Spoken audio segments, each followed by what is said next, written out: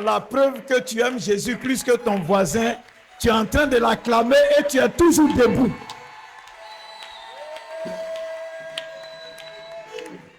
Alléluia! Que le nom du Seigneur soit béni. Qui est dans la joie ce matin? Veuillez vous asseoir et que Dieu nous bénisse. Merci.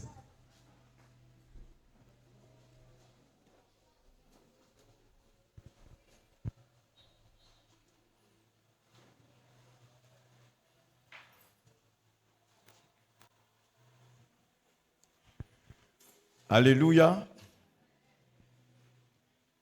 Ce matin, nous allons encore partager la parole de Dieu.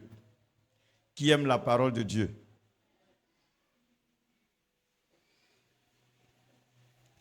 Qui est devenu un bon disciple de Jésus-Christ? Qui est en train de devenir un bon disciple? Qui est déjà devenu même un bon disciple? Ah, c'est un enfant qui est là-bas qui est devenu bon disciple. Gloire à Jésus. Ce matin, puisque nous avons parlé du disciple, on va continuer, mais on va entamer un sujet important qui est l'orgueil, l'ennemi du chrétien. Alléluia. L'ennemi du disciple, l'ennemi du chrétien, l'orgueil. Parlant de l'orgueil, nous parlons des œuvres charnelles de notre moi. Et nous allons continuer après l'orgueil. On va entamer d'autres sujets sur les œuvres de la chair qui nous volent nos bénédictions. Alléluia. L'orgueil, l'ennemi du chrétien. Amen. Vous voyez, quand on parle d'orgueil, c'est le sentiment qui nous fait croire que nous sommes au-dessus des autres. Amen. C'est ça, l'orgueil. S'estimer au-dessus. C'est-à-dire avoir le sentiment que nous sommes meilleurs que les autres. Nous sommes plus importants que les autres. Une apparence élevée. Être gonflé, comme on le dit dans notre langage. C'est ça l'orgueil. Alléluia. Bien. Vous voyez, l'apôtre Paul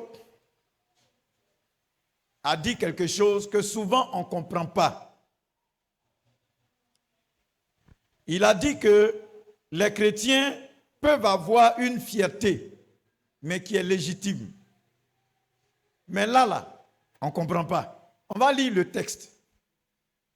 Dans Romains chapitre 15, il est dit, Romains chapitre 15 à partir du verset 17, il dit, j'ai donc sujet de me glorifier en Jésus-Christ pour ce qui regarde les choses de Dieu. C'est-à-dire qu'en fait, quand on commence à lire, on laisse la dernière partie. Il dit, j'ai donc sujet de me glorifier en Jésus-Christ. Et puis on s'arrête là. Mais la suite dit, pour ce qui regarde les choses de Dieu.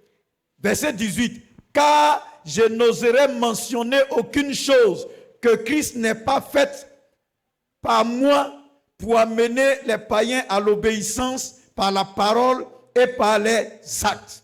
Alléluia. Merci. Donc, il dit, si je me glorifie, c'est en Jésus-Christ. Mais pour ce qui concerne les choses de Dieu, alléluia. Ça n'a rien à voir avec moi je suis, moi j'ai, moi là, ça n'a rien à voir. Pour ce qui concerne les choses de Dieu.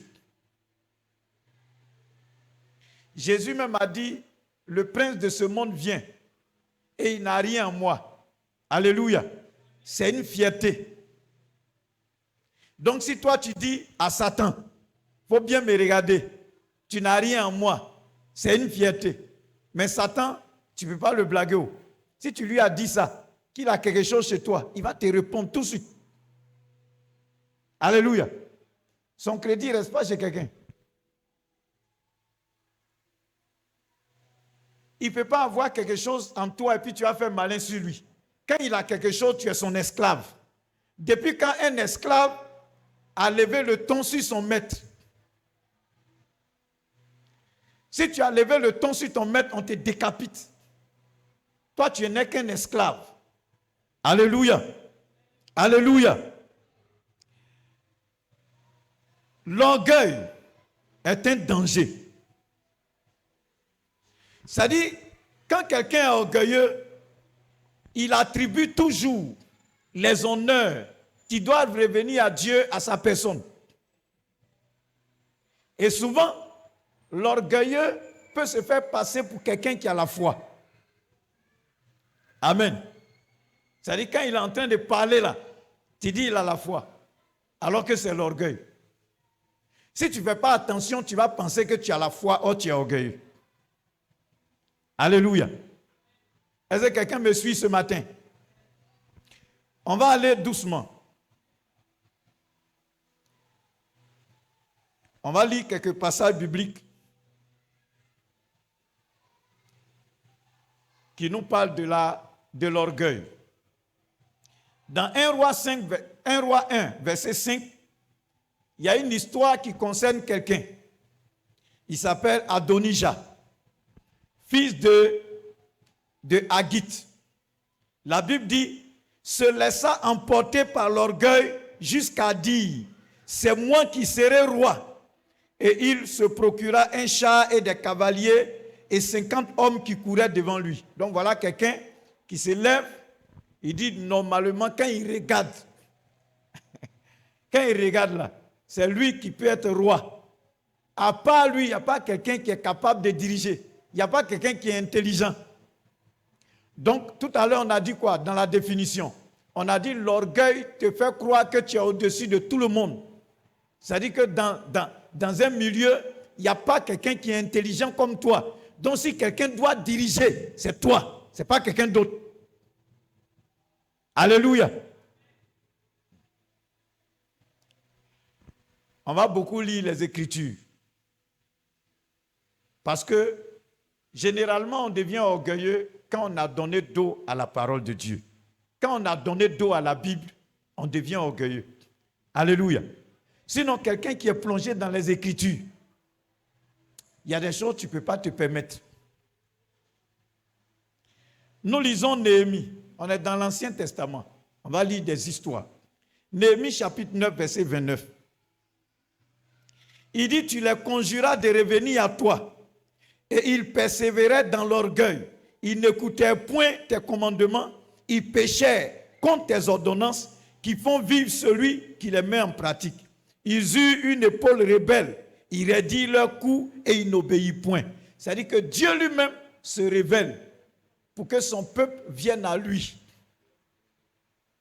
Mais ils sont enflés d'orgueil. Non, on ne peut pas. Toi, tu es qui même? Tu es qui? Et ils endurcissent leur cœur. L'orgueil pousse quelqu'un à être incrédule. Je suis en train de parler des conséquences de l'orgueil. L'orgueil peut te rendre incrédule. Amen. L'orgueil peut te faire croire que tu as la foi. Ils ont endurci leur cœur. Or, les commandements que le Seigneur leur demandait de pratiquer devaient leur donner la vie. Mais comme ils ont endurci leur cœur, qu'est-ce qui va arriver? La ruine. Amen. Proverbe chapitre 11 dit quoi? Proverbe 11, verset 2. Il a dit, quand vient l'orgueil, vient aussi l'ignominie. Mais la sagesse est avec les humbles. C'est-à-dire quelqu'un qui est orgueilleux, il voile son intelligence. Puisque tu penses que tu es arrivé, donc tu n'apprends plus. Ton intelligence est voilée. Et c'est fini. Ça s'arrête là. Amen.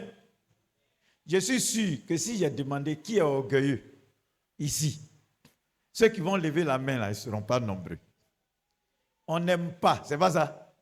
Si je dis qui n'aime pas l'orgueil, tout le monde va lever la main. Maintenant, qui n'est pas orgueilleux, ceux qui vont lever la main là, ne seront pas nombreux. Vrai ou faux? Vrai ou faux? Je ne vais pas poser la question, il ne faut pas avoir peur. Alléluia. Maintenant, ce que je vais dire, qui n'aime pas l'orgueil? Là, je sais que tout le monde peut lever la main. Ah, d'accord. Qui aime? Il y a des gens qui n'ont pas levé la main. Qui aime l'orgueil? Bon, qui est au milieu? Tu aimes un peu, tu n'aimes pas. Alléluia. Proverbe 13. Proverbe 13, le verset 10. Il a dit, c'est seulement par orgueil qu'on excite des querelles. Mais la sagesse est avec ceux qui écoutent les conseils. L'orgueil excite quoi? Les querelles. Je me souviens quand on était petit, il y a beaucoup de gens qui ont fait ça. Et puis tu me regardes. Voilà par là, voilà amusement. Voilà par là, là-bas, voilà amusement. Et puis on attrape la main de un, on tape par là. Et puis on dit, hey, il a tapé par là, il a tapé par là. Pour te pousser à taper aussi par là. Qui a fait ça? Ah bon, d'accord. Souvent même là, tu sais que lui qui est en face, il peut te frapper. Mais ton orgueil, l'autre a tapé par là. Donc toi aussi tu viens, tu tapes et puis on te frappe. L'orgueil excite des querelles. Quand un orgueilleux est dans un milieu, tu ne fais pas attention, il n'y a pas la paix là. Amen. L'atmosphère spirituelle même est polluée.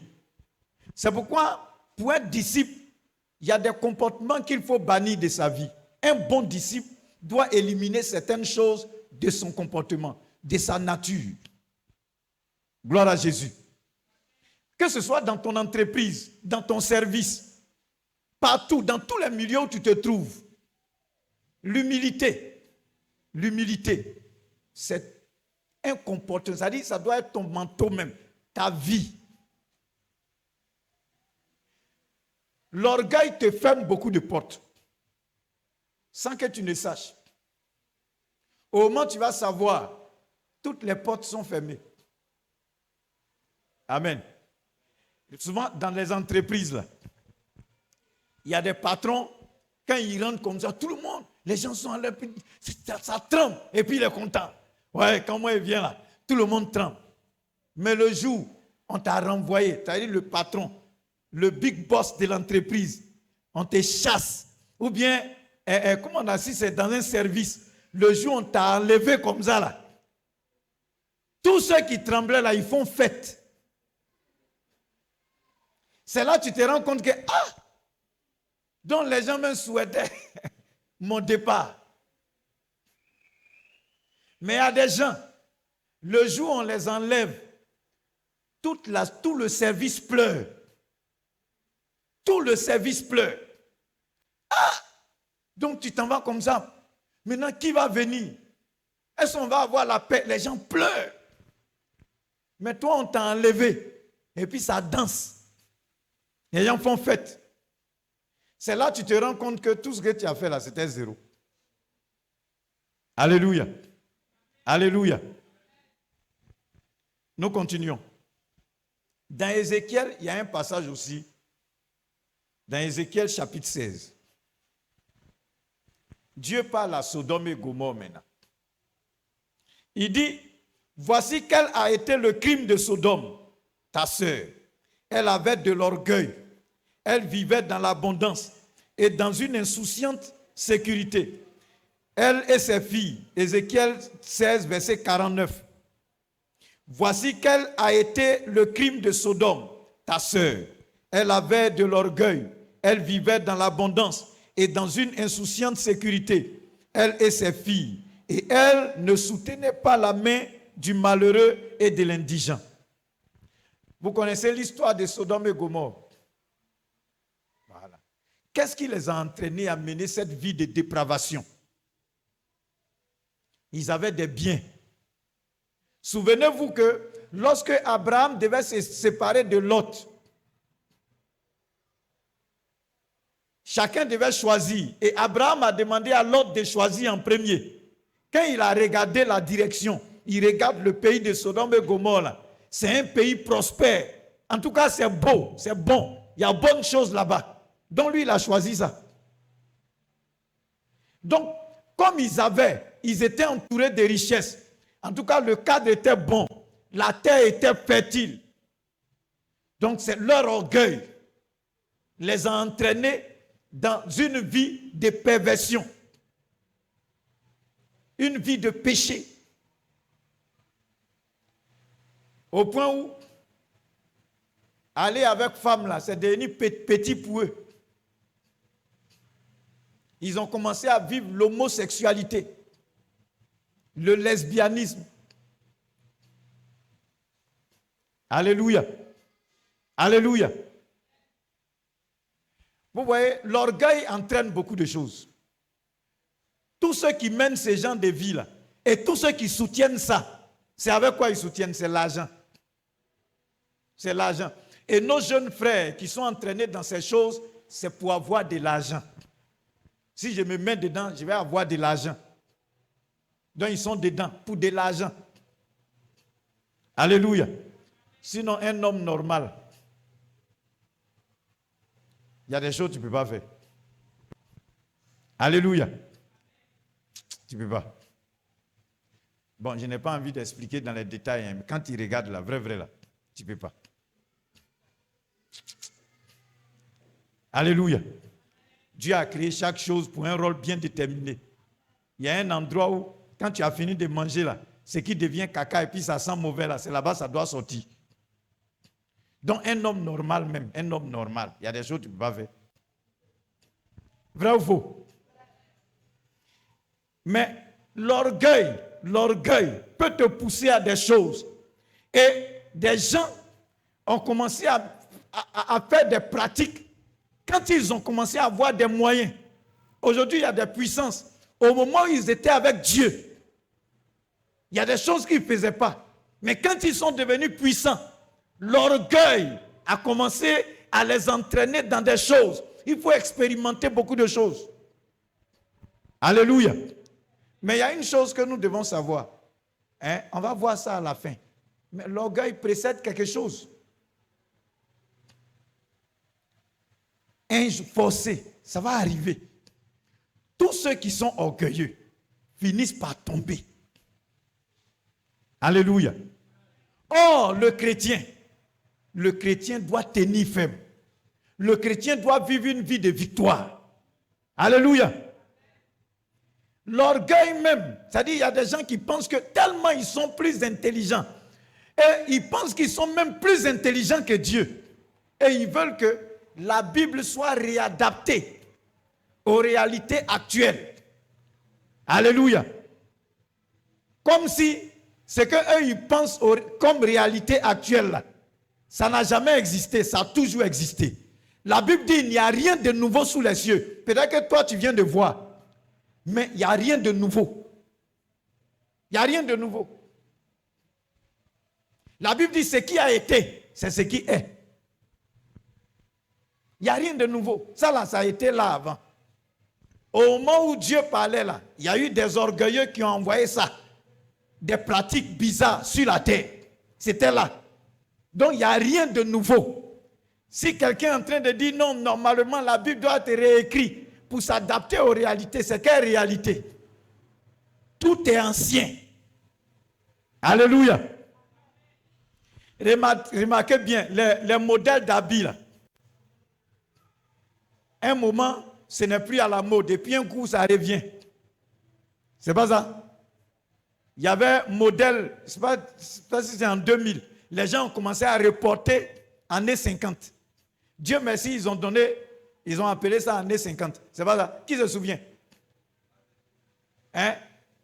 Voilà, c'est pas là, ils ont donné nom bas def. Sinon, avant, là, on appelait ça comment? Gros bas. Il n'y a rien de nouveau. Alléluia. Tout ce que tu portes là, ça a existé. Ça a existé. Et puis, c'est passé. Et puis, c'est revenu. Avant là, quand le téléphone était venu nouvellement en Côte d'Ivoire, hein, tu vois les gens, gros téléphone comme ça sur leur oreille. Hein? Si tu n'as pas le plus gros téléphone, c'est que toi, tu n'es pas à la mode. Et puis un moment, c'est passé. C'est pas ça? On est parti dans les petits téléphones. Et puis un matin, c'est revenu. Et puis on a changé de nom. On dit tablette. C'est pas ça? Donc, un moment, tu vois des gens, ils ont tablette sur leur oreille. Allô? Bon, qu'est-ce qu'il y a de nouveau? C'était là. C'est revenu. Le nom a changé, c'est tout. Alléluia. Voilà. Il n'y a rien de nouveau. Alléluia. Nous continuons notre lecture. 1 Corinthiens 5, verset 2.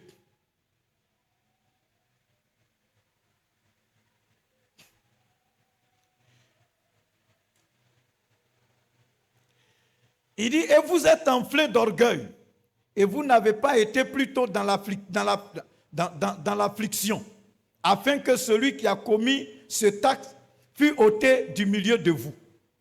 Ce verset-là s'adresse aux Corinthiens. La Bible dit, ils ont atteint un niveau de perversion où l'impudicité là, c'était petit. C'était petit.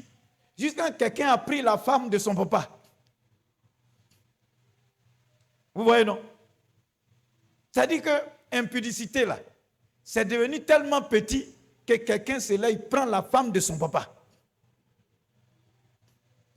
Et comme ils sont orgueilleux, à cause des biens matériels, ils ne se sont pas assis. Et puis c'est dans l'église, hein, dans l'église. Ils ne se sont pas assis pour chasser celui qui a fait ça là, du milieu d'eux. Il est là. Peut-être qu'il a l'argent. Si on le chasse, qui va faire offrande? Alléluia. Peut-être que quand quelque chose que tu n'as jamais vu là, tu dis ça n'existe pas. Moi, j'ai déjà vu. Quand je me suis converti, ça a été l'un de mes premiers chocs que j'ai connus. Un frère à l'église qui était en train de nous exhorter. Il dit, vous les petits là, quand on vous parle, vous n'écoutez pas. On l'appelait tonton. Quand on vous parle, vous n'écoutez pas. On vous dit de ne pas aller vous promener, vous partez. Voilà ça maintenant, on vous a sanctionné à l'église. Moi, le pasteur même sait. Il ne peut pas me sanctionner. Et puis on est là et puis on le regarde. Il dit, il ne peut pas. S'il me sanctionne, il va mourir de faim. Et puis il est fier. Tu vois sa femme, une très belle femme. Hein? Chaque jour. C'est-à-dire, en tout cas, si lui, il a vu femme seulement, il va aller. Donc, tous les enfants, même, quand tu l'as déjà attrapé en flagrant délit d'adultère, il t'appelle responsable. Le pasteur sait. Il dit le pasteur au courant.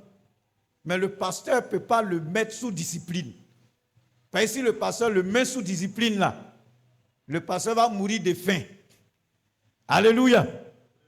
Et moi, j'ai été choqué. Dieu merci, ça n'a pas duré, ils ont affecté le pasteur. Avant que ça ne me scandalise trop, et on l'a affecté.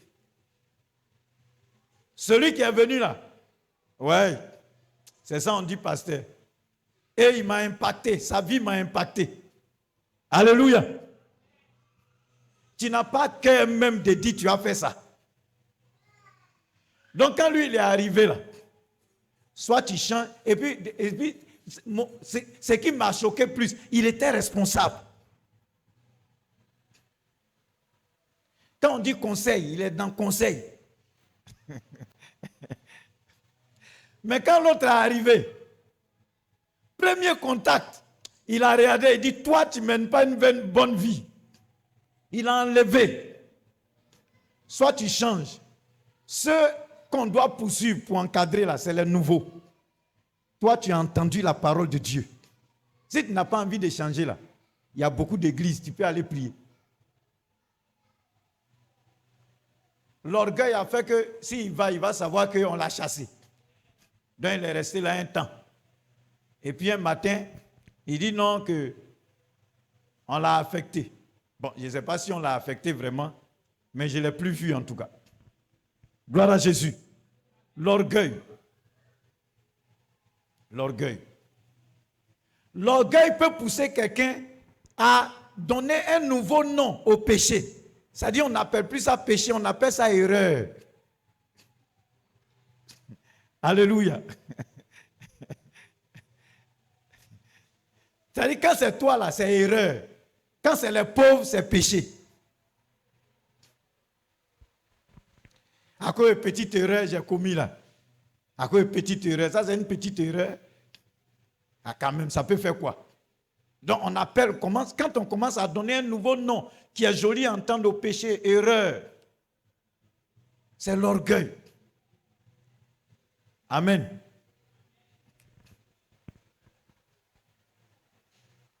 Un Timothée 3, verset 6. 1 Timothée 3, verset 6 dit quelque chose concernant les responsabilités. Les responsabilités. Il dit, il ne faut pas qu'il soit nouveau converti de peur qu'enflé d'orgueil, il ne tombe sous le jugement du diable. C'est-à-dire que concernant les responsabilités telles que ancien et diacre, la Bible dit, il ne faudrait pas qu'il soit un nouveau converti de peur qu'enflé d'orgueil. Alléluia. Voilà. Il n'a pas été éprouvé. Quand il n'a pas été éprouvé, quand il occupe une responsabilité, la responsabilité fait qu'il ne peut même pas venir dire, voici ma vie spirituelle là, ça ne va pas. Alléluia. Et il y a plein de gens comme ça. Une fois, il a pris le titre de bishop, révérend international, ou bien ancien, ou bien diacre. Ça ne va pas chez lui spirituellement, hein, mais il ne peut pas venir dire que ça ne va pas. C'est trop, c'est diminué. Alléluia. Voici le danger. Et voici l'ennemi. L'ennemi de l'église, c'est ça, l'orgueil. Mais attends, on est chrétien pourquoi?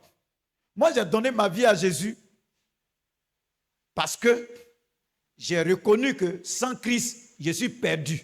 J'ai besoin d'un sauveur. J'ai accepté Jésus comme mon Seigneur et mon sauveur. Donc, je vais être sauvé. Alléluia. Ok. Je vais être sauvé du jugement dernier. Amen. Et comme je vais être sauvé, ma vie là, je dois l'exposer devant celui qui me sauve. Gloire à Jésus. Mais si je cache, la Bible dit, celui qui cache ses transgressions, il ne prospère pas. Mais celui qui les avoue et qui les délaisse, obtient miséricorde. Mais l'orgueilleux, il ne peut pas avouer pour dire qu'il va laisser. Si tu n'avoues pas, tu ne peux pas laisser. Quelque chose que tu n'as pas avoué, tu ne peux pas laisser. Vous pensez que le diable, c'est un petit monsieur. Tu as sa chose, tu n'avoues pas. C'est-à-dire quand tu avoues là, tu l'as dévoilé, tu l'as humilié. Là, tu peux être délivré. Mais tant que tu caches, tu ne peux jamais être délivré. Tu vas te débattre. Un jour, ça va aller. 2 jours, après, tu retombes dedans. Tu te débats toi seul. Et il y a plein de gens qui se débattent à cause de l'orgueil.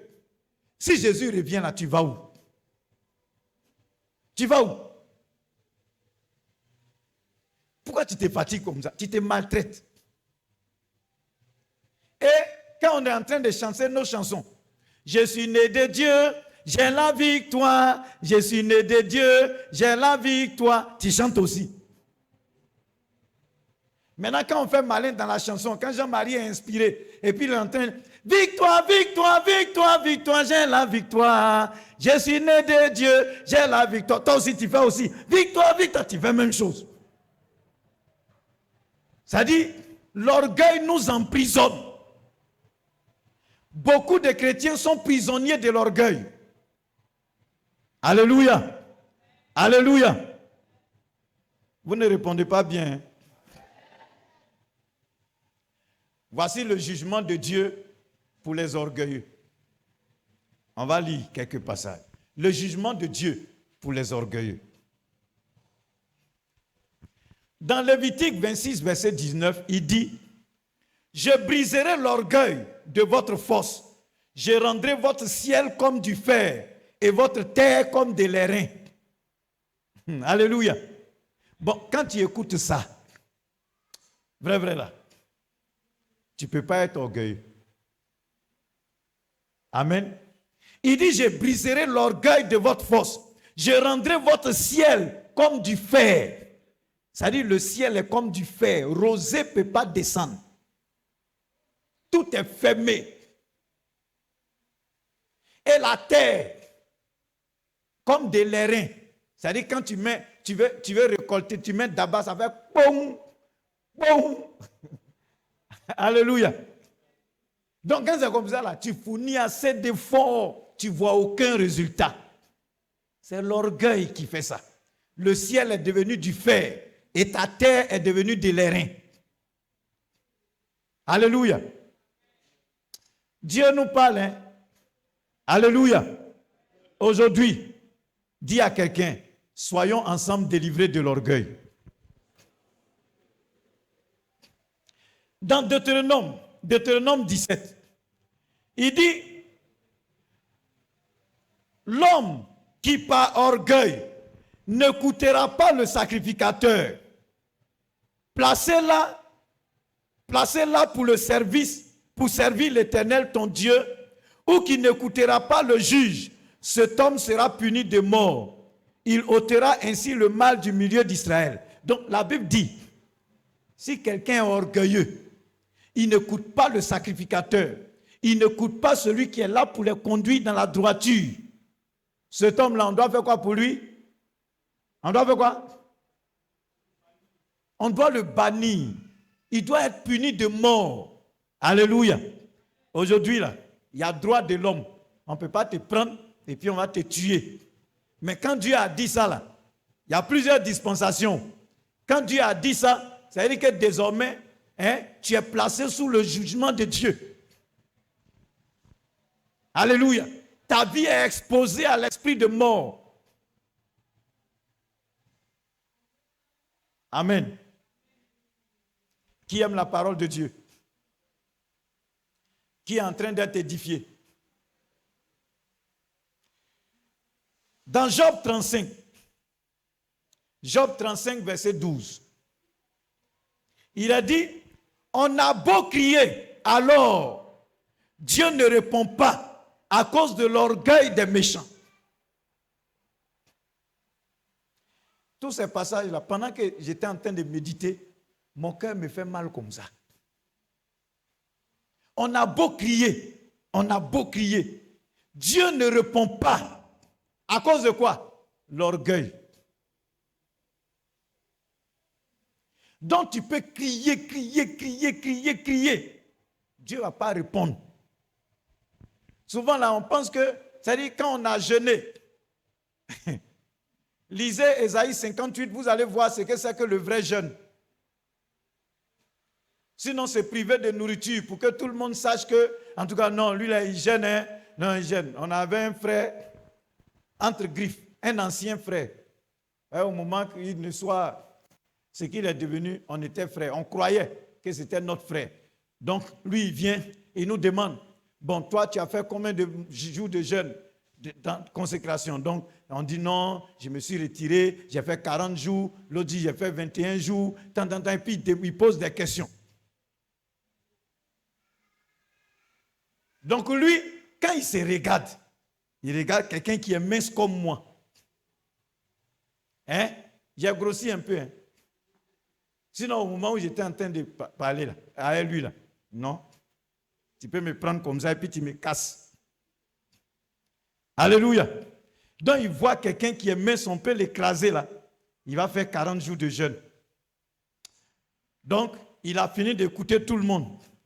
Et puis, il est là et puis il dit, le Seigneur s'est révélé à lui. Le Seigneur se révèle. Dieu lui a dit de faire 70 jours de jeûne.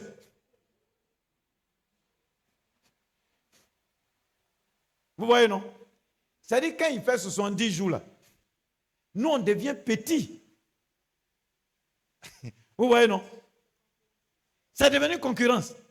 C'est-à-dire que lui, il veut faire le jeûne le plus long que nous tous. Parce qu'il y avait un qui avait fait 50 jours de jeûne. Voilà.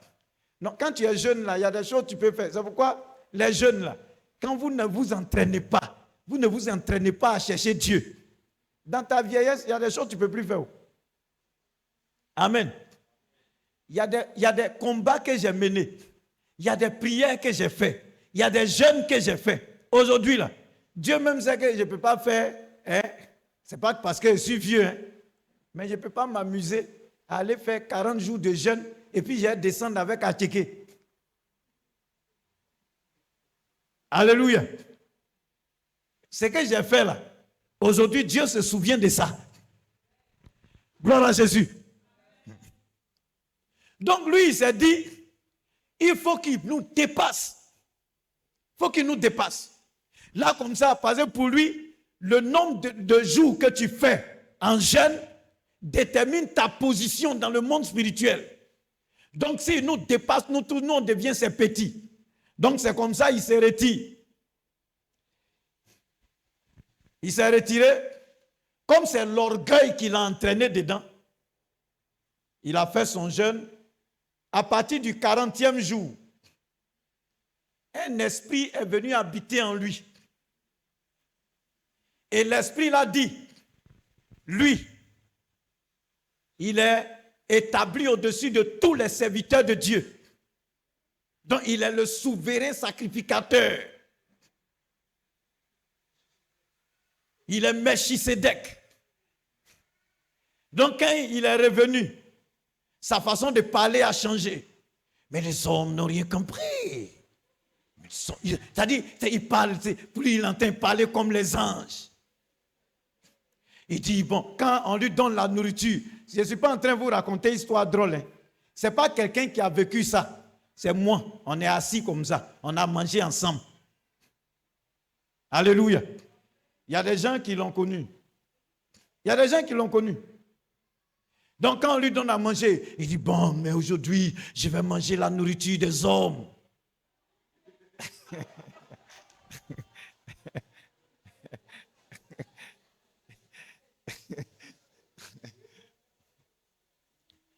C'est-à-dire que lui, il est un ange.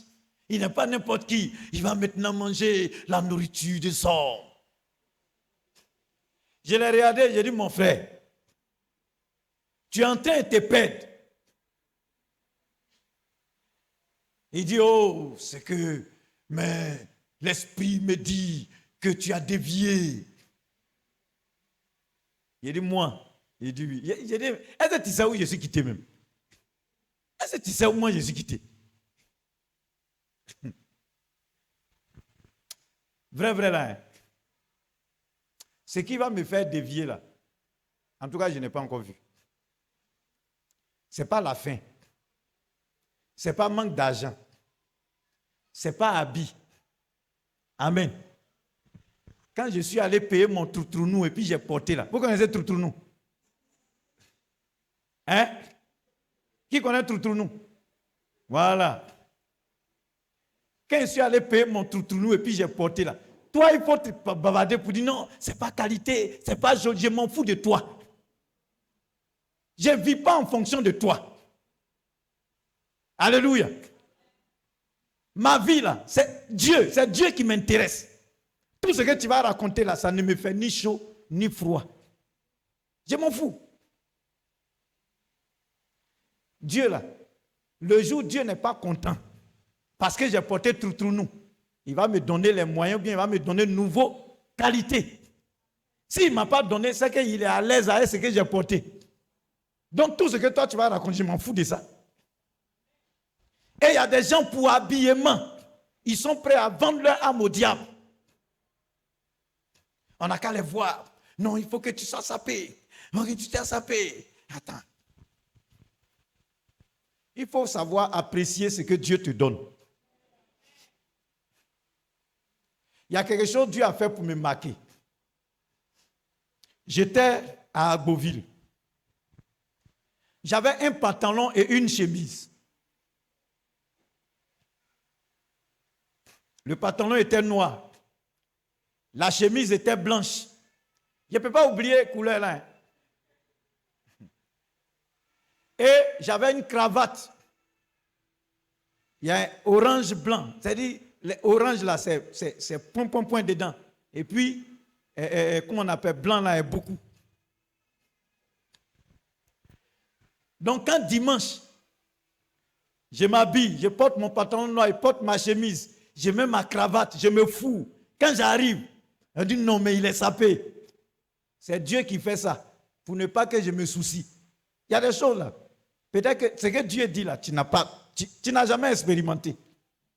Le dimanche qui suit, je suis inspiré. Je porte la même chose. Je ne mets pas cravate. Je ne mets pas cravate. Je me fous. Je viens à l'église. On dit, hey, toi tu changes d'habit seulement. C'est-à-dire Dieu même a voilé les dieux de tout le monde. Le dimanche qui suit là, même chose là, je porte. Mais cette fois-ci, je ne me fous pas. Je laisse habiller là comme ça. On dit, hey! Non, toi, ce n'est pas la peine.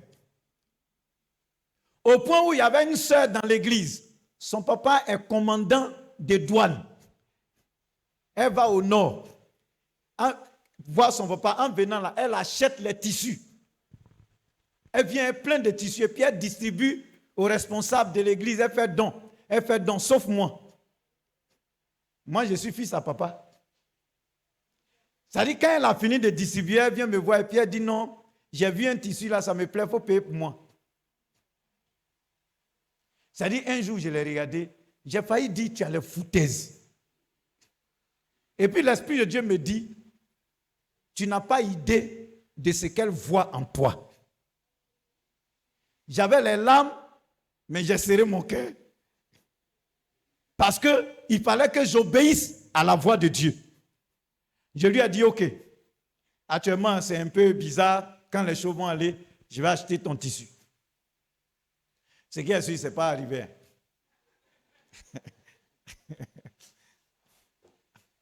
Mais aujourd'hui, si elle vient, je peux acheter pour lui donner, mais ce n'était pas arrivé. Bon, peut-être que j'ai oublié.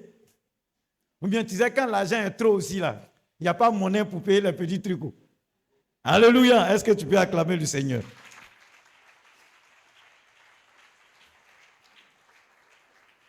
Amen. En fait, Dieu m'a formé. Il m'a formé. Ça veut qu'il y a des choses qui ne me disent rien. Habille, je m'en fous. Amen. Voiture, ce n'est pas mon problème. Amen. C'est pourquoi, quand Dieu même estime que ça là c'est bien pour moi, il me donne. Je ne cours pas après. Je ne fais pas de ça une priorité. Alléluia. Ce n'est pas une priorité, ce n'est pas un sujet à me glorifier. J'ai dit à quelqu'un un jour, qui vous a dit qu'on prend voiture pour faire malin? Vous savez pourquoi les gens ont appelé ça voiture? Il y a un Ghanéen qui dit que c'est parce qu'il te voit et puis il te tue qu'on a appelé ça voiture. Alléluia. En fait, ce n'est pas vrai. Mais j'ai écouté et puis ça m'a marqué quand même. J'ai dit, mais quelque chose qui peut te tuer, tu prends, tu fais malin. Alléluia. Il y a des gens qui font malin. Non, ma voiture, ma voiture, ma voiture. Et puis un matin, il t'a tué. Il t'a vu et puis il t'a tué. Alléluia. Je n'ai pas dit qu'il ne faut pas tuer avoir voiture. Mais on ne prend pas pour faire malin. C'est une nécessité. Tu as besoin de ça pour te déplacer. Amen. Tu as une voiture, tu peux faire les courses que tu vas prendre une semaine pour faire là. Tu peux faire ça en une journée. Donc c'est une nécessité. Mais si c'est pour faire malin, tu es mort déjà. Alléluia. On a beau crier alors, Dieu ne répond pas à cause de l'orgueil.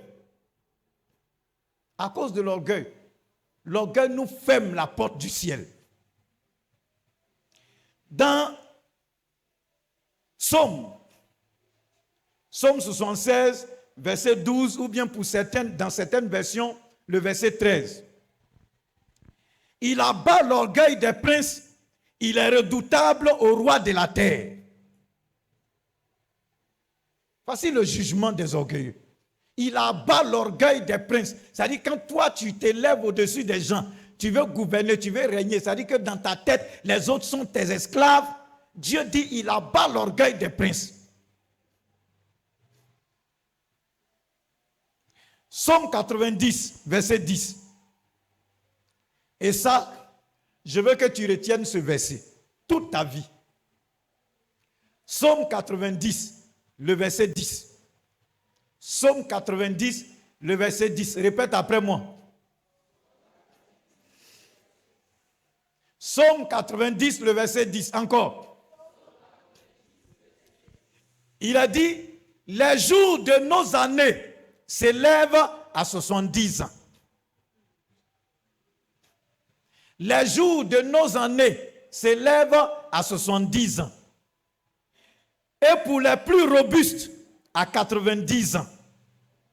Et l'orgueil qu'il en tire n'est que peine et misère, car il passe vite et nous nous envolons. Amen. Dieu dit que ta durée de vie là, c'est 70 ans. Maintenant, pour ceux qui sont robustes là, c'est 90 ans. Maintenant, l'orgueil que tu en tires là, ce n'est que peine et misère. C'est-à-dire que tu te fatigues. Tu te fatigues. Si tu es robuste, tu vas vivre 90 ans. Aujourd'hui, là, quand tu as 40 ans, on t'appelle vieux père, c'est pas ça? Ou bien vieille mère. 50 ans, mais on dit, oh, la vieille mère, le vieux. 60, là même, tu es grand-père.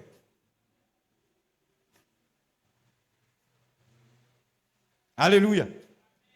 Bon, et la Bible dit que les années vont très vite. Les années vont très vite. C'est écrit, hein? Je relis. Les jours de nos années s'élèvent à 70 ans. Et pour les plus robustes, à 90 ans. Et l'orgueil qu'il en tire n'est que peine et misère. Car il passe vite et nous nous envolons. Amen. Bon, la jour même, tu t'en vas vers la tombe. Ton malin là, tu fais ça pourquoi? Alléluia.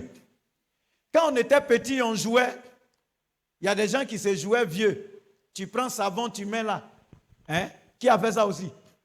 Tu mets savon ici ou bien kaolin pour dire que tu es le vieux. Hein? Ah. Il y a des gens qui partaient attraper papillon. On dit si tu as pris papillon pour mettre ici, bien tu as mis ici, tu as mis ici, tes poils poussent vite. Qui a fait ça aussi?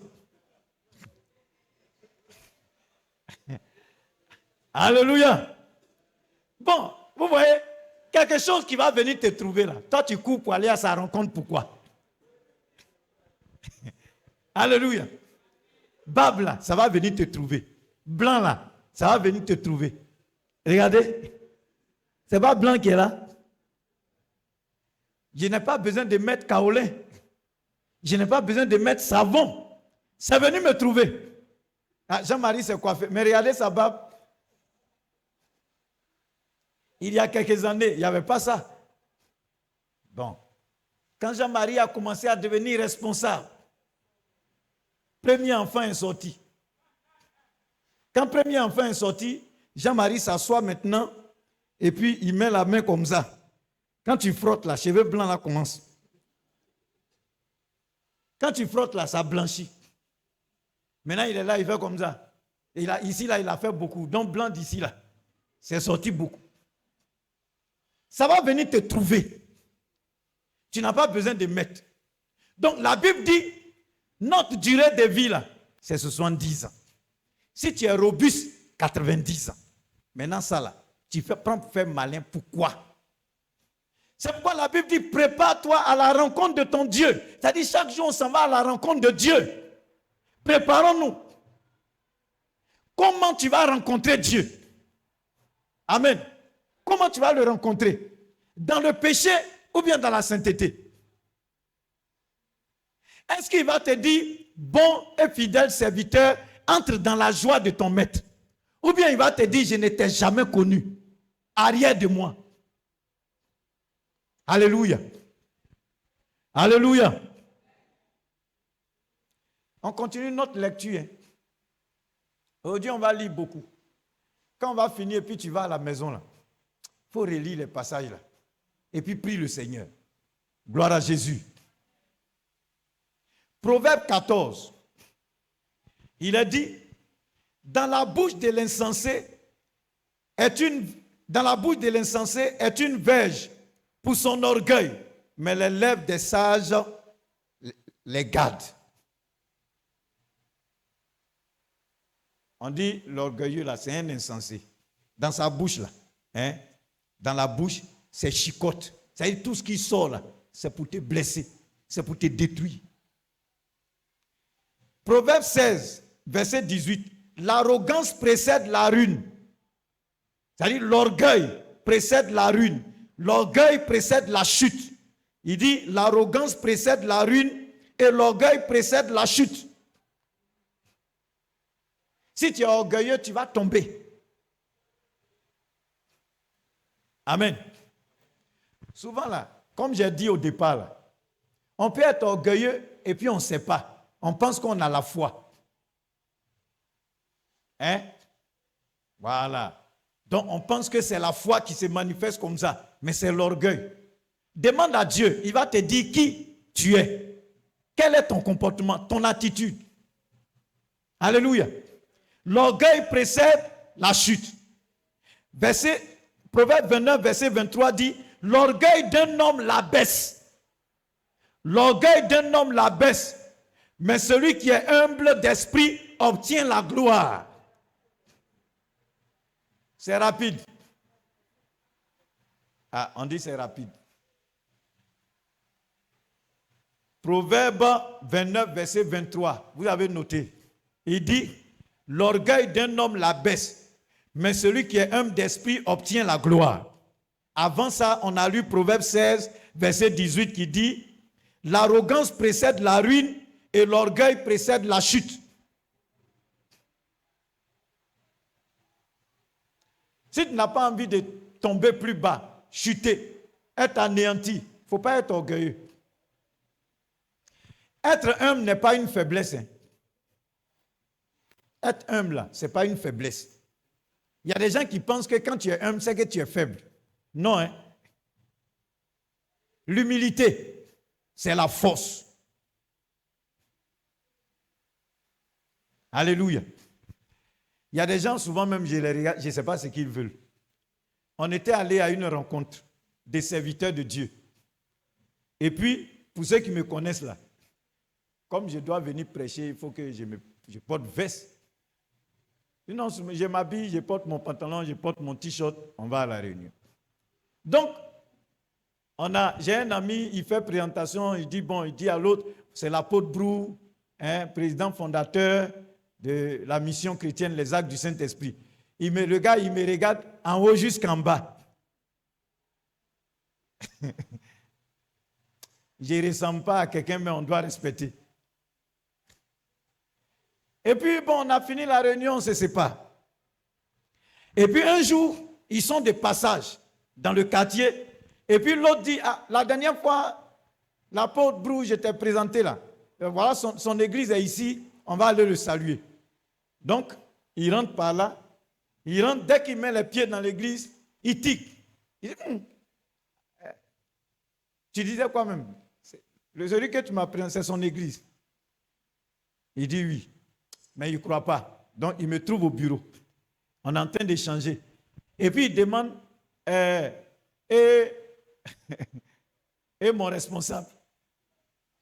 C'est lui qui me demande, et mon responsable, c'est-à-dire le fondateur de la mission. Parce que moi, je suis le pasteur résident. C'est là, l'autre lui dit, mais je t'ai dit quoi? C'est quoi il t'a dit? C'est lui qui est le président fondateur de la mission. Il dit, ah. Il dit, mais maintenant il me dit, mais Joe, toi aussi, pourquoi tu te fais sem comme ça? Tu peux pas faire les choses comme ça? L'autre lui dit, lui là, c'est comme ça il est. C'est comme ça il est. C'est pas toi, tu as venu le changer. Bon, l'autre a déjà parlé, donc moi, il regarde, dit quoi? Je n'ai plus parlé, celui-là, il le regarde. Quand je les ai accompagnés, sa façon de me saluer a changé. J'ai dit, regardez des gens comme ça. Regardez des gens comme ça. C'est-à-dire, c'est les gens insensés là, qui se comportent comme ça. On me présente un enfant, je te respecte. Tu as porté ta pète, ça, c'est pas ça mon problème. Je vais te considérer. On ne sait jamais. Quelqu'un peut être misérable, il n'est rien. Il peut te tirer d'affaire un jour. Alléluia. Il peut te tirer d'affaire. Ceux qui méprisent les gens là, en fonction de leur apparence, tu vas te tromper un jour. C'est l'orgueil va te détruire un jour. Il ne faut pas juger les gens par leur apparence. Ce n'est pas tout le monde qui est comme toi. Ce n'est pas tout le monde qui a envie de se faire voir comme toi. Il y a des gens là, ils sont simples. On était allé à une rencontre. Si tu vois les portables que les gens ont sortis pour déposer, en temps, bon, je ne vais pas dire le nom, c'est-à-dire un doyen dans ce pays, serviteur de Dieu. C'est-à-dire tous ceux qui sont là, ils peuvent nous payer, nous tous. Et puis il avait Siemens C25. Hein? C25. Pour ceux qui, les anciens connaissent. Quand ça sonne avec... Moi-même, j'avais ça avant aussi. Alléluia. Entends les gars avec les dangereux portables. Ça peut comme ça. Tu vois leur démarche. Et puis lui, il est là. Simple. Mais il a tenu un discours. Il dit, dans la vie, il faut avoir un objectif. Et l'objectif là, travaille pour atteindre tes objectifs. Parce que si tu cherches à te faire voir, tu vas perdre de vue l'objectif. Bon, quand il a fini là, que celui qui a des oreilles entende, c'est que l'Esprit dit aux églises. Il y a des gens qui ont compris, il y a des gens qui n'ont pas compris. On dit non, il y a des gens, tout ce qu'ils ont trouvé là, il est avare. Hein, c'est comme ça ils ont vu. Hein? Bon, c'est 25 là-haut. Quand ça va, et puis tu décroches là, tu n'entends pas. Maintenant, toi qui as un Samsung Galaxy S combien là? S24 quoi? Pro ou bien quoi? Pro Max. Quand ça sonne, tu décroches là. C'est pas même façon d'entendre là. Ou bien la voix là, ça change. C'est la même chose. Si j'étais appelé sur ton iPhone 18, mais c'est pas encore arrivé là-bas. 15 Pro. Hein? Si j'étais appelé sur ton iPhone 15 Pro, s'il y a 15 Pro, c'est que 16 est sorti, c'est pas encore arrivé. Ah, c'est sorti, non? Voilà. Donc toi, tu es le premier à avoir ça. Tu as acheté ça à 3 millions. Quand je t'appelle là, c'est pas ma voix, tu entends? C'est ma voix, tu entends, non? C'est la voix des anges, tu entends? C'est ce que je suis en train de dire là, tu entends? C'est la même chose. Alléluia. Il faut acheter les choses par nécessité. Tu vois que c'est important pour toi, tu achètes. Ce n'est pas un problème. On ne te blâme pas pour ça. Mais si c'est pour faire malin, c'est que toi-même, tu n'as rien compris. Il y a des gens, eux-mêmes, ils n'ont pas petit déjeuner et puis ils ont iPhone. Et souvent, il y a des parents qui cautionnent ça. Ton enfant vient à la maison. Toi, tu payes sa scolarité. Tu te débrouilles même pour payer la scolarité de l'enfant. Scolarité là. Hein? C'est-à-dire, tu grouilles même. Souvent, c'est dur. On met l'enfant dehors. Tu ne peux pas payer. Et scolarité là, ça ne vaut pas 200 000. Hein. L'enfant a un téléphone d'1 million. Et tu es content. Tu cautionnes ça. Mon enfant, est-ce que tu peux faire ça là pour moi? C'est-à-dire que tu es content parce que ton enfant a souffert. Maintenant, le jour, tu vas apprendre que ton enfant... Ah. Hein? Tu vas apprendre que ton enfant est...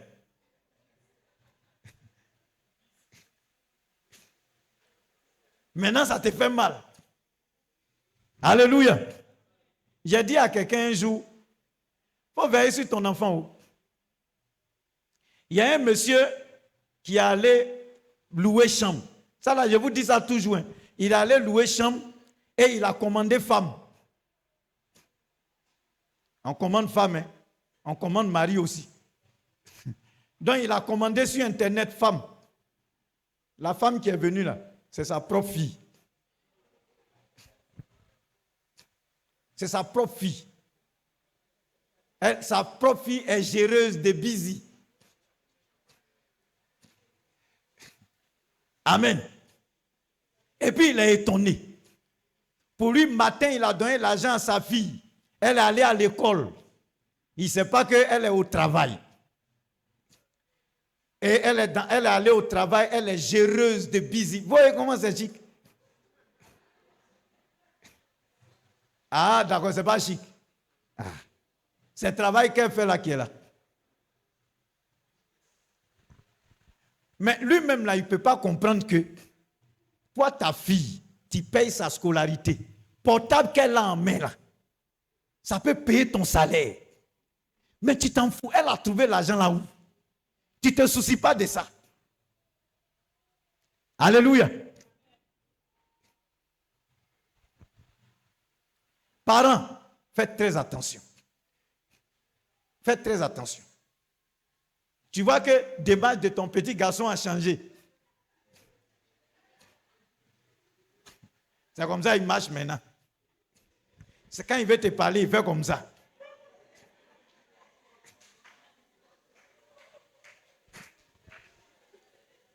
Ça ne te dit rien.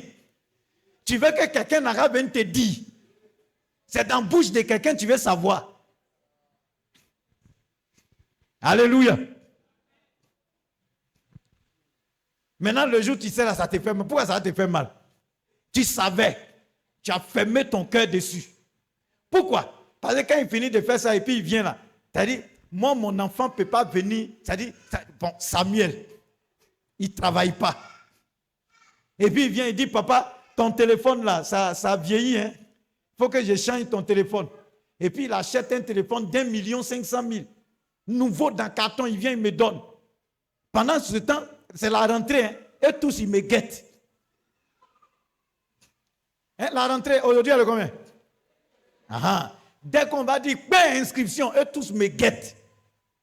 Pour qu'ils donnent l'argent, chacun va aller s'inscrire. Et puis lui va venir payer portable pour moi, 1 million. Et puis je suis content. Eh non, mon fils, que Dieu te bénisse. Dieu ne te bénit pas. C'est-à-dire, avant que Dieu ne te bénisse là, moi-même, je t'ai béni mal même. Alléluia. Mais souvent, on aime ça, on encourage. Et puis on entend, oh Seigneur, Seigneur intervient dans la vie de mon homme. Mais tu as commencé à encourager. Tu as encouragé. Et c'est l'orgueil, c'est-à-dire l'envie de paraître. Et souvent, on communique ça à nos enfants. Alléluia. Si tu es orgueilleux, tu vas communiquer l'orgueil.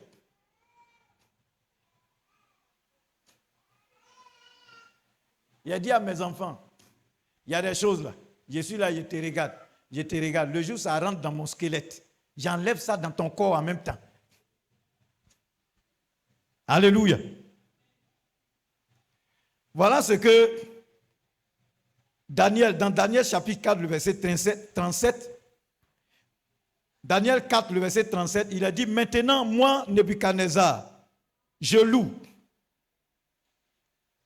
j'exalte et je glorifie le roi des cieux, dont toutes les œuvres sont vraies, et les voies justes, qui peut abaisser ceux qui marchent avec orgueil. Voilà quelqu'un, hein, il s'est gonflé. Il s'est gonflé, c'est le maître de la terre, il s'est gonflé. Dieu l'a frappé. Il a été expulsé, chassé. Jusqu'à ses ongles ont poussé comme pour les oiseaux. Ces poils-là, on dirait plumes d'oiseau. Dieu l'a humilié. Quand il est quitté là, il dit, Seigneur, je reconnais que c'est toi qui peux abaisser quelqu'un. Alléluia. Ah. Dieu abaisse ceux qui sont orgueilleux. Alléluia. Maintenant, quand tu es déjà orgueilleux, hein, c'est une maladie. Hein? Amen. C'est la maladie, c'est l'une des maladies des chrétiens, l'orgueil. Maintenant, quand tu es orgueilleux, comment il faut traiter ça? Comment il faut soigner? Amen. Qui est orgueilleux? Qui est orgueilleux? Qui n'est pas orgueilleux? Bon, donc tout le monde est au milieu.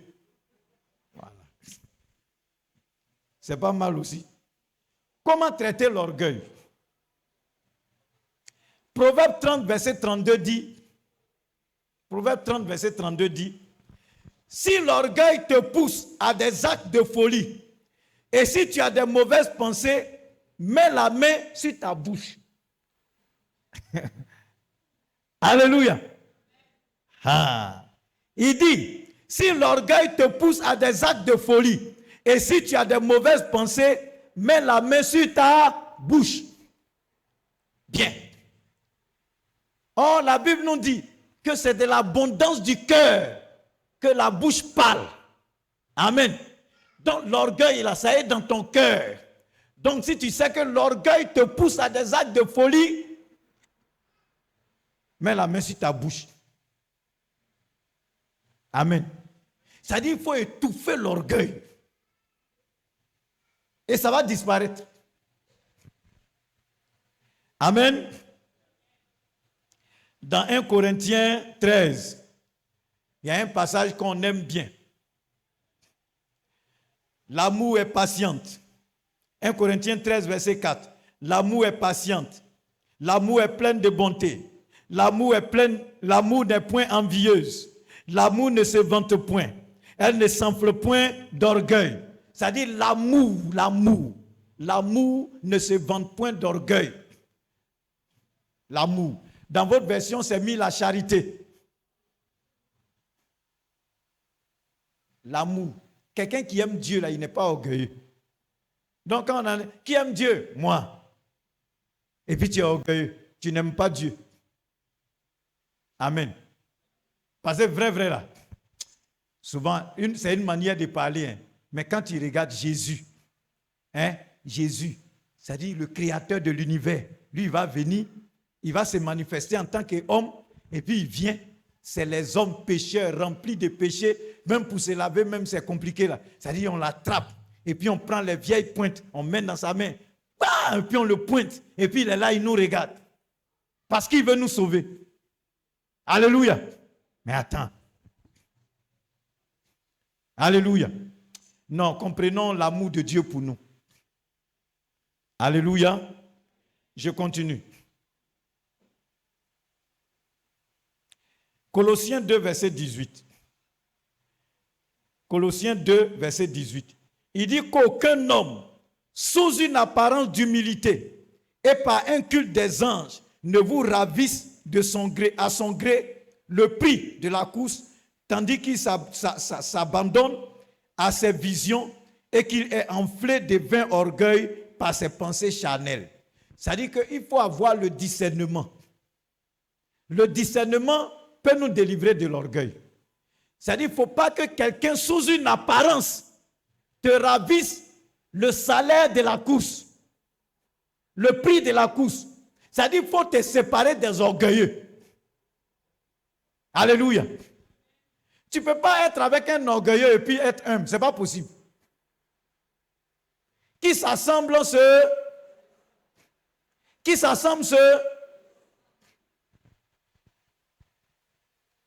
tu marches avec voleur. Et puis tu dis non, moi je ne vole pas. Quand ils volent, tu manges.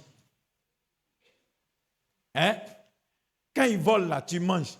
Hier, il était allé à la BCAO, il a braqué. Quand il a braqué, il t'a acheté une nouvelle voiture, tu as pris. Une nouvelle maison, un château en grès, tu as pris, tu dors dedans. Quand on dit non, tu voles, tu dis non, je ne vole pas aussi. Mais tu as habitué. Tu as habitué. Quand la voiture là sera en panne, il te faut une nouvelle voiture. Il va dire non, cette fois-ci là, ça dit que tu ne vas pas braquer aussi. Hein. Tu restes dans la voiture. Moi, je braque. Quand je viens, toi, tu démarres. Tu es quoi?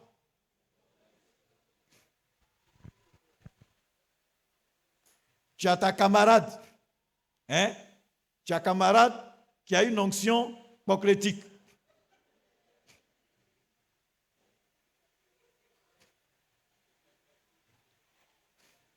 Non, les filles là, elles souffrent. Hein? Amen. Elles souffrent. Hein? Elles ont besoin d'aide. Alléluia. Elles souffrent même. C'est-à-dire, il y a des personnes, il y a des filles, elles voient ça comme un métier. Par exemple, tu te lèves le matin, tu vas au travail là. Elles voient ça comme un métier, un travail. Toi, elles ne voient pas le mal qu'il y a dedans. D'autres aussi là. Bon, ça les a la vie les a parachutés dedans.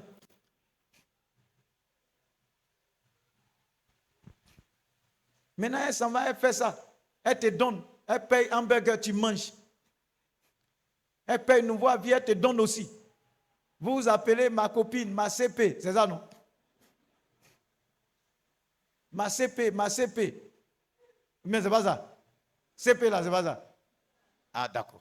Non, montrez-moi où. Ma CP.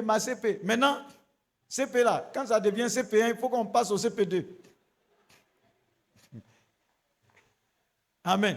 Toujours quelqu'un te donne. Toujours quelqu'un te donne quand même.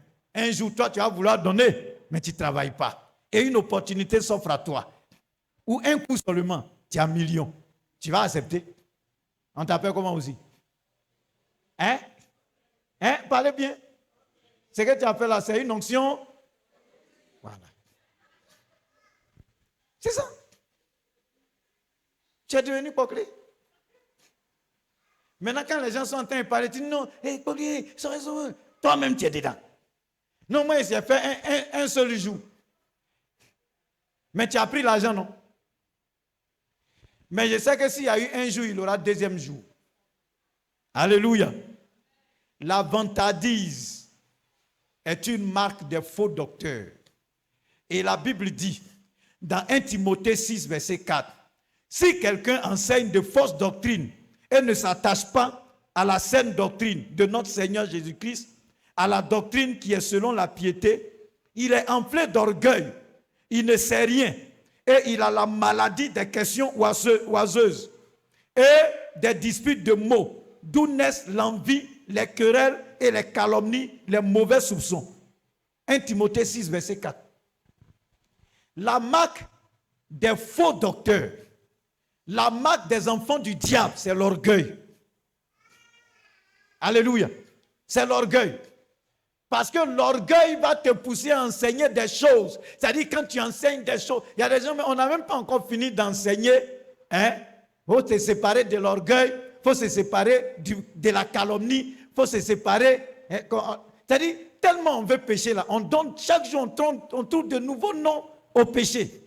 C'est-à-dire, au lieu de parler de calomnie, on appelle ça comment? Comment on appelle ça? Béret. Justement, tu as envie de donner à ton enfant. Mon enfant s'appelait Béret. Ces calomnies-là, c'est ça on connaît. Mais Béret, tu as donné ça à ton enfant. On n'a même pas encore fini d'être délivré de ça. Hein. On veut maintenant connaître la couleur des anges. Tel ange a telle couleur. Tel ange a telle couleur.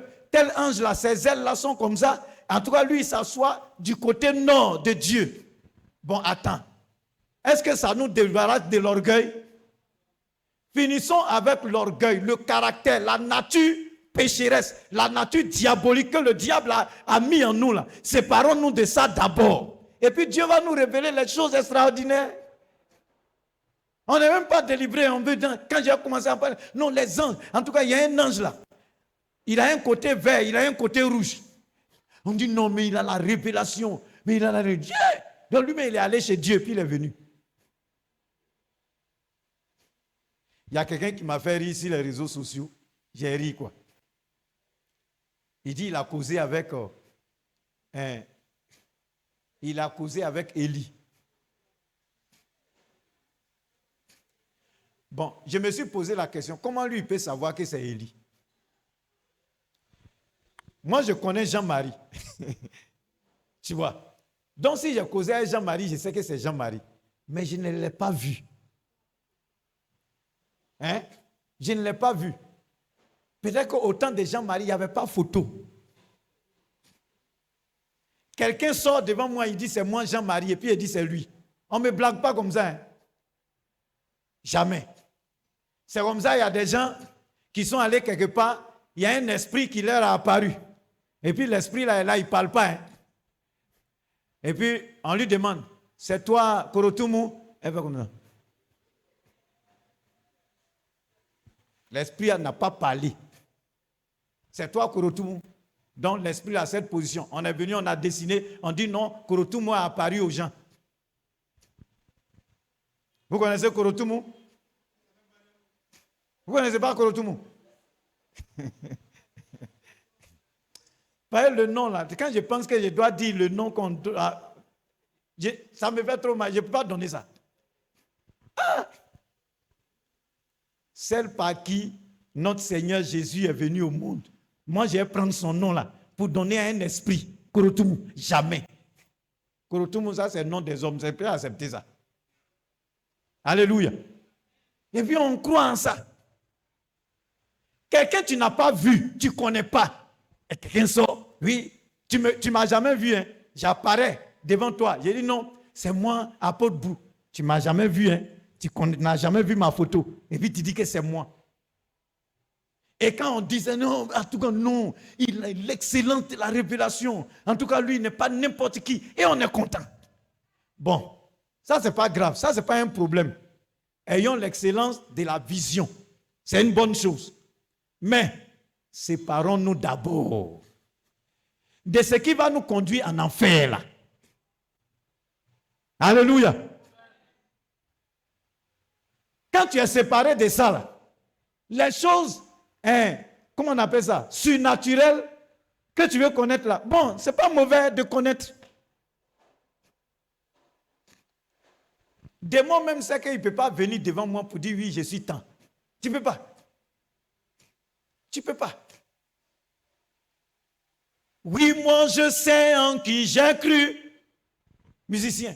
Car lui, je l'ai connu.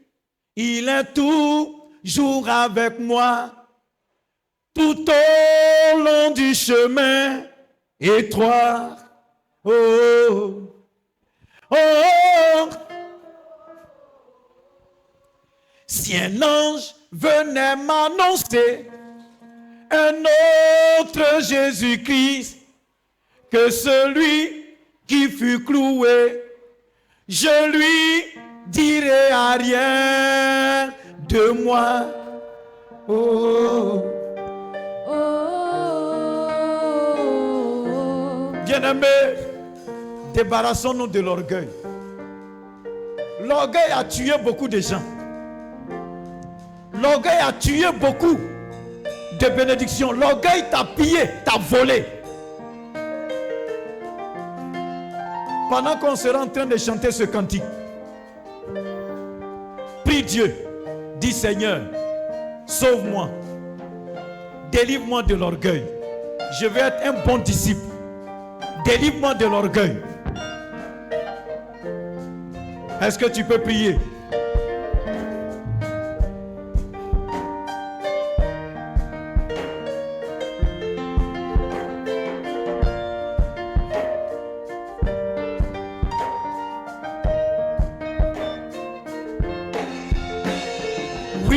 Je sais en qui j'ai cru, car lui, je l'ai connu.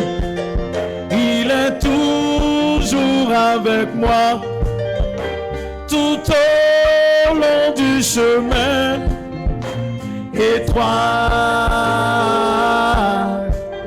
Oh, étroit.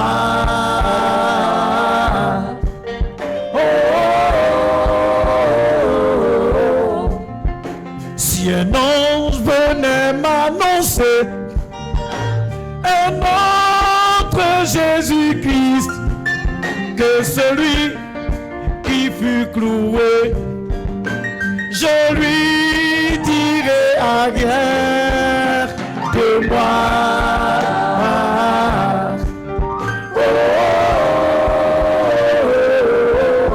Arrière de moi, arrière de moi, arrière de moi.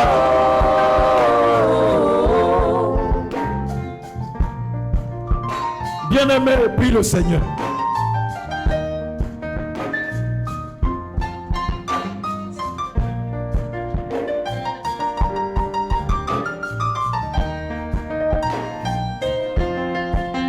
Quand tu sais en qui tu as cru, tu évites certains comportements.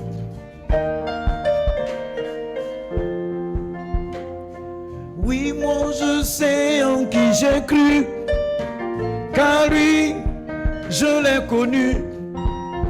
Il est toujours avec moi, tout au long du chemin étroit.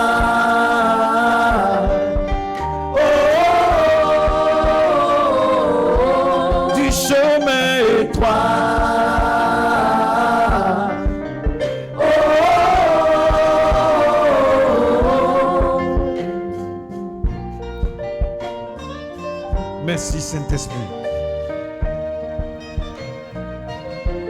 Tu vas lever les mains vers le ciel. On se tient debout.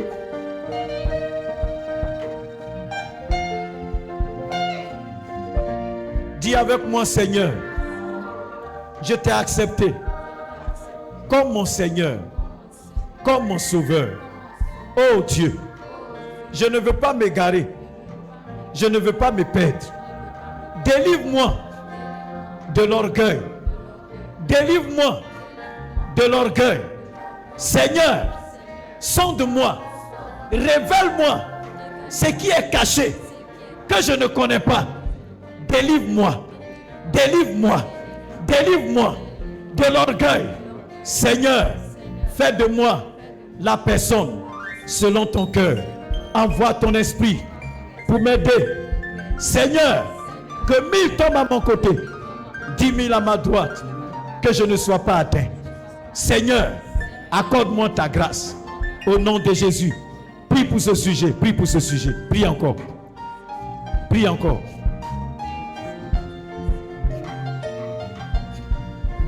Alléluia.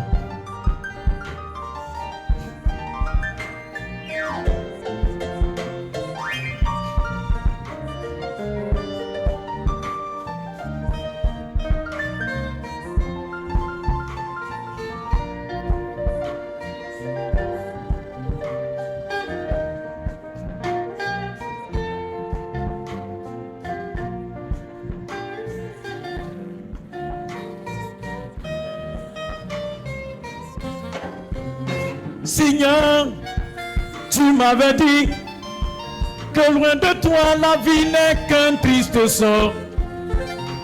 Bien fort, je m'attacherai à ta source de vie. Oh Seigneur, à toi je cède, prends ma vie. Sois mon maître, nuit et jour, sois mon guide. Dans ce monde des ténèbres,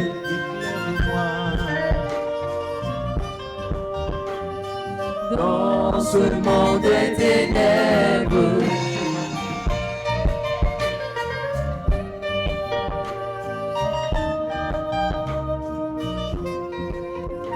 Seigneur, tu m'avais dit que loin de toi la vie n'est qu'un triste sort. bien fort, je m'attacherai à ta source de vie, ô Seigneur. À toi je cède, prends ma vie, sois mon maître, nuit et jour, sois mon guide. Dans ce monde des ténèbres, éclaire-moi. Dans ce monde des ténèbres, éclaire-moi. Dans ce monde des ténèbres, Seigneur, prends le contrôle de ma vie au nom de Jésus. Au nom de Jésus, au nom de Jésus, au nom de Jésus. Alléluia.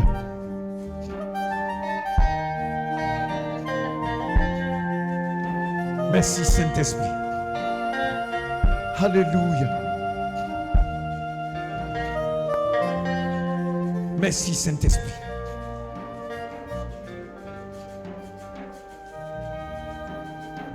Merci Saint-Esprit. Alléluia. Maintenant, tu vas lever la main droite comme ça.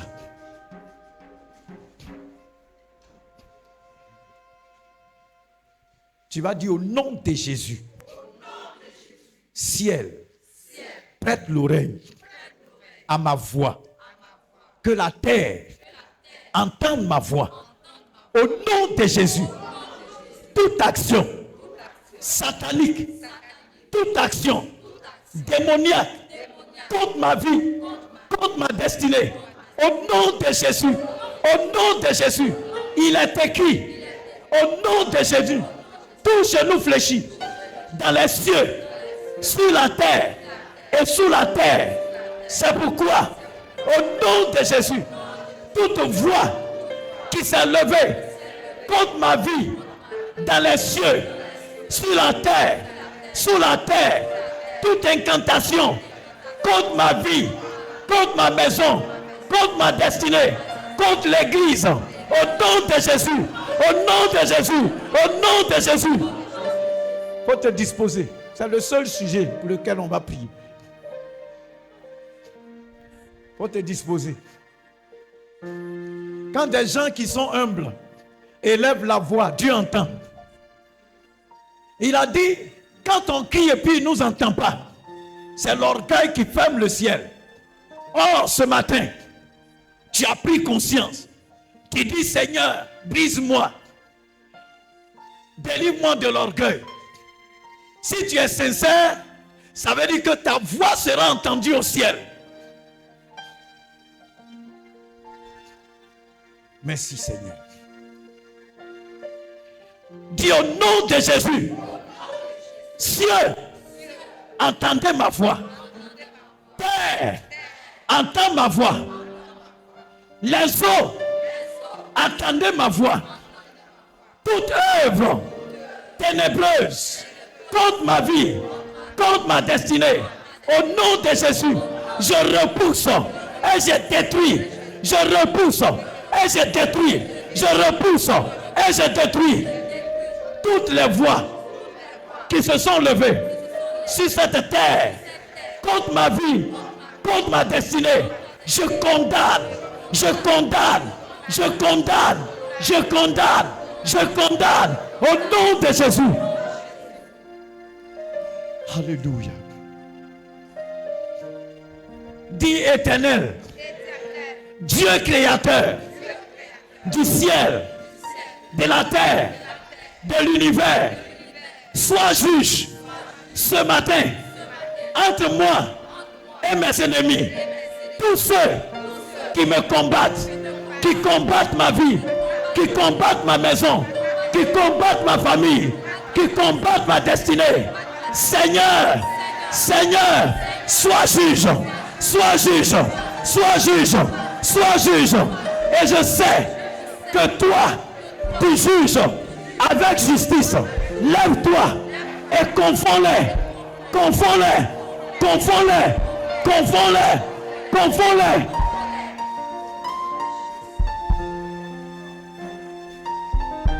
La présence de Dieu est ici.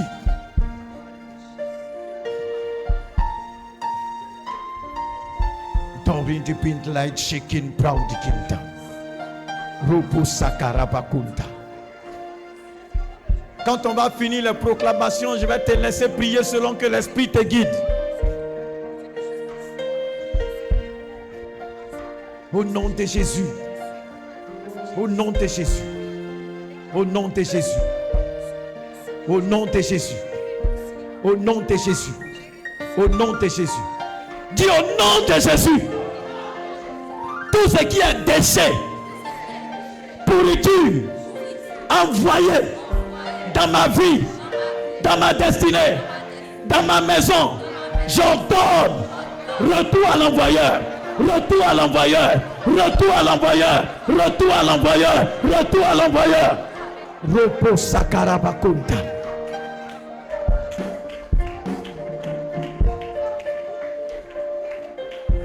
L'Éternel entendra la voix ce matin de tous ceux qui ont décidé de s'humilier devant son trône. Au nom de Jésus. Au nom de Jésus. Au nom de Jésus. Au nom de Jésus. Au nom de Jésus. Au nom de Jésus. Au nom de Jésus. Au nom de Jésus. Au nom de Jésus. Au nom de Jésus. Au nom de Jésus. Au nom de Jésus. Au nom de Jésus. Alléluia. Alléluia. Alléluia. Alléluia. Alléluia. Alléluia. Alléluia. Alléluia.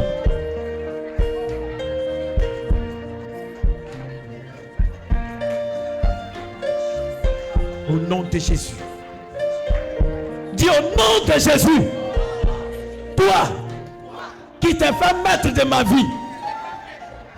Tu n'as pas bien compris. Dis-toi qui t'es fait maître de ma vie et qui décide de ce qui doit m'arriver. Et puis quand ça m'arrive, tu es content. Écoute-moi bien. Écoute-moi bien. Aujourd'hui, l'univers, la nature te combat, te combat, te combat, te combat, te combat, te combat, te combat au nom de Jésus.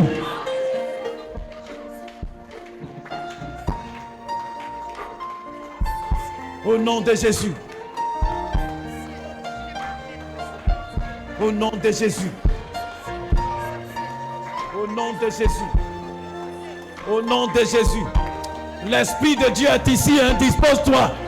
Plusieurs personnes vont être libérées ce matin. Plusieurs personnes sont en train d'être libérées.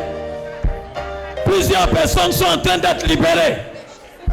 Plusieurs personnes sont en train d'être libérées.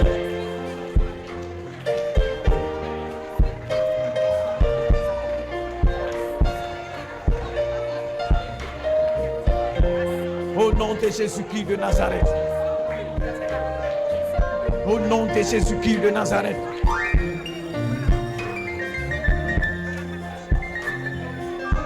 Au nom de Jésus. Dis au nom de Jésus. Personne n'a le droit de retarder ma bénédiction. Tu sais de quoi je parle. Chacun sait. Bénédiction là. Quand tu dis bénédiction, tu dois savoir de quoi tu parles. Dis personne n'a le droit de bloquer ni de retarder ma bénédiction. C'est pourquoi ce matin, les voleurs de bénédiction, je vous abats au nom de Jésus, au nom de Jésus, au nom de Jésus, au nom de Jésus. Au nom de Jésus-Christ de Nazareth. Au nom de Jésus. Au nom de Jésus. Au nom de Jésus. Au nom de Jésus. Au nom de Jésus. Au nom de Jésus. Au nom de Jésus. Au nom de Jésus.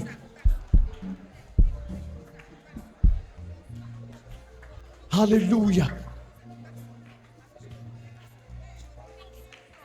Dis avec moi au nom de Jésus. Je déclare, personne n'a le droit de tuer ma destinée. C'est pourquoi ce matin, les tueurs de destinée, au nom de Jésus, j'envoie contre vous les chasseurs de l'Éternel. Et ils vous chassent, et ils vous détruisent. Ils vous détruisent, ils vous détruisent. Au nom de Jésus, prie le Seigneur.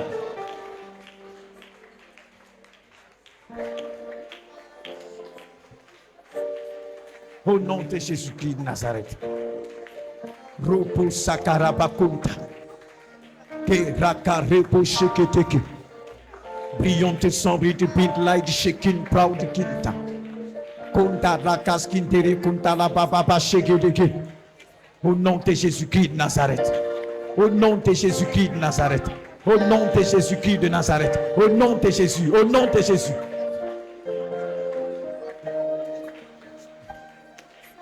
Merci Saint-Esprit.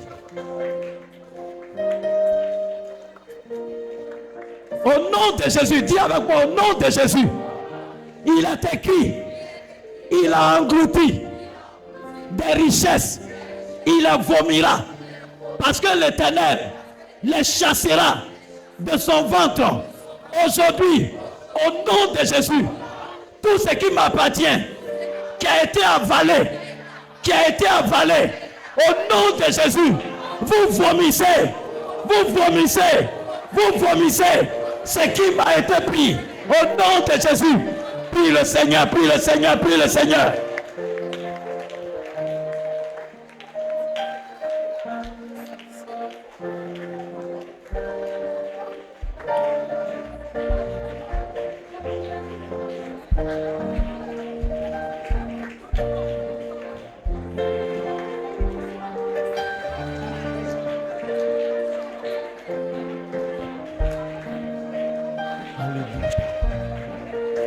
Merci Seigneur.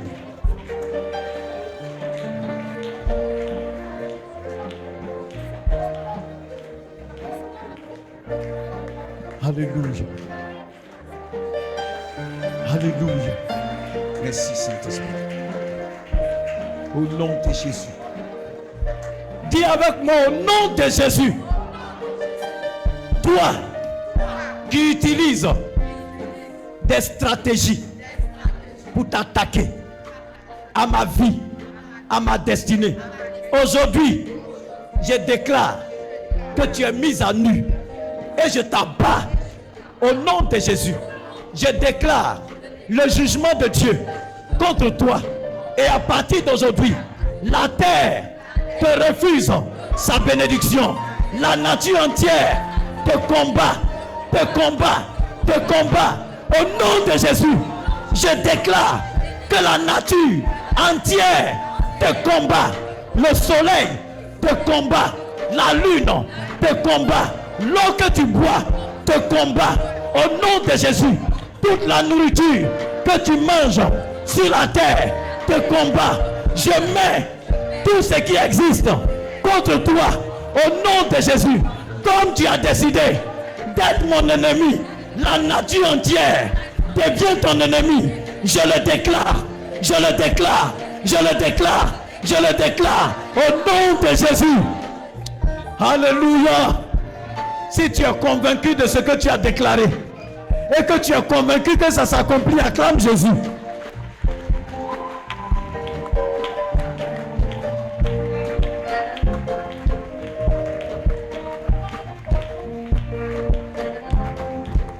Non, acclame bien le Seigneur, acclame bien le Seigneur.